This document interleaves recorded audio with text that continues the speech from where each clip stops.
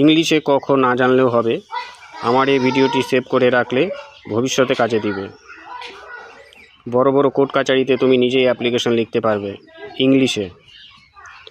এবং ফেসবুক মামাকে আমি রিপোর্ট করব কি করে, আমার কমেন্ট ও রিয়াকশান ব্লক হয়ে আছে সেটাও স্ক্রিন রেকর্ডিংয়ের মাধ্যমে দেখানোর চেষ্টা করব।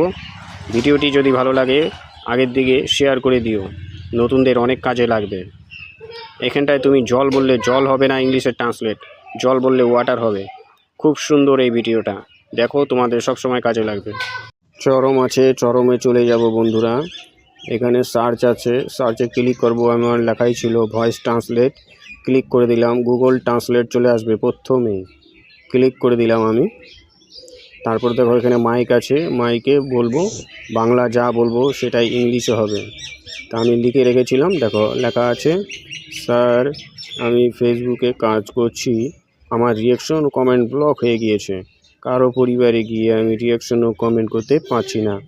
আমার রিয়াকশন ও কমেন্ট খুলে দেওয়ার জন্য বিশেষভাবে অনুরোধ করছি sir, thank you so much. এভাবে বাংলা লিখে দিব, এটাই ইংলিশে চলে আসছে, এটাই ইংলিশে চলে আসছে। দেখো, sir I am working on Facebook and my reaction and comments have been blocked. যেটা বাংলা লিখেছি সেটা ইংলিশে চলে আসছে। এখানে কপিরাইট আছে বন্ধুরা, আমি এটাকে কপিরাইট করে নেব। এটাকে আমি কপিরাইট করে নিলাম।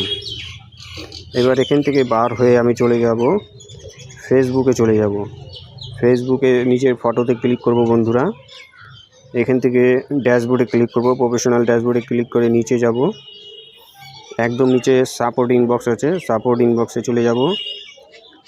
সাপোর্ট ইনবক্সে গিয়ে এখানেও নিচে চলে যাব, স্ক্রল করে নিচে চলে যাব। নিচে রিপোর্টের টেকনিক্যাল প্রবলেম আছে, এটাতে ক্লিক করে দেব। একটু সময় নেবে এখানটায় বন্ধুরা, তারপরে খুলে যাবে। এখানে 2-1 সেকেন্ড সময় নেয়, এখনই খুলে যাবে। তো এবার দেখো নিচে লেখা আছে ইনক্লুড, এটাতে ব্লু কালারের লেখা আছে, এটাতে ক্লিক করব আমরা, এটাতে ক্লিক করে দেব। এবার তুমি পেজে কাজ করছো না প্রোফাইলে কাজ করছো, তুমি যেটাতে কাজ করছো সেটাতে ক্লিক করবে। আমি প্রোফাইলে কাজ করছি, আমি প্রোফাইলে ক্লিক করে দিলাম। আপলোড ফ্রম ফোন মানে ছবি আপলোড করতে বলছে। তা আমার রিয়াকশন যেটা ব্লক হয়েছিল, কমেন্ট ব্লক হয়েছিল, সেটা আমি ফটোটা স্ক্রিনশট নিয়ে রেখে দিয়েছিলাম, সেই ফটোটাকেই এখানে নিয়ে আসবো। দেখো সেই ফটোটার মধ্যে আমি ক্লিক করে দিলাম, ফটোটা আমার চলে আসলো। এবার হচ্ছে ডিসক্রাইব দ্য ইস্যু, কি ইস্যু এখানটা আমি দিব, তো সেটা তো আমি ওখানে লিখে কপিরাইট করে রেখেছিলাম। তো এখানে আমি ক্লিক করব, ক্লিক করে ধরে